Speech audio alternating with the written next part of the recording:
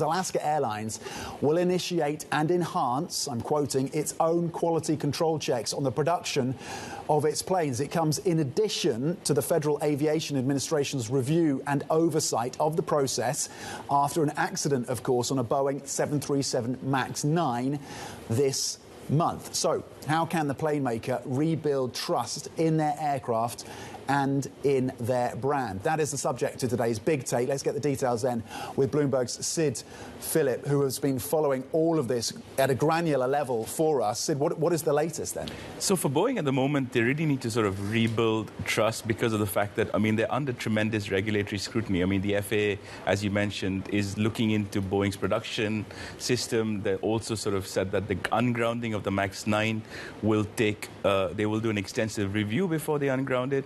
So at the moment for Boeing, it is really a very difficult situation. And remember, the airlines really need to get these planes back in the air because, there's record backlogs that stretch into the end of the 2030s, and that's essentially where the planes need to come from. So what are the experts that you speak to saying about the fixes that Boeing should be putting in place? So a lot of the experts we speak to say that Boeing really needs to take a step back and focus really on quality and sort of trying to get their production lines up to scratch before they can sort of run. So essentially walk before they can run, make sure that their processes are up to snuff, and essentially step back in this sort of race with Airbus in terms of raising production and really focus on building planes that are really good.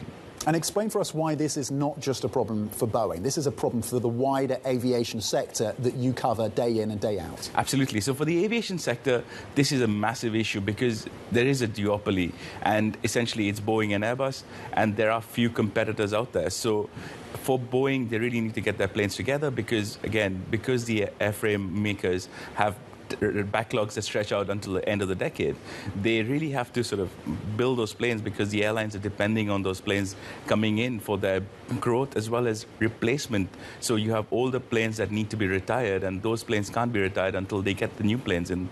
So for the aviation industry, Boeing is crucial, and sort of they need to get their production up to snuff before they can sort of look at anything in terms of growth and sort of building out their market share. OK, really important deep dive again on the consequences of the challenges facing Boeing and the wider aviation sector as a result. Bloomberg's Sid Phillip with the analysis there.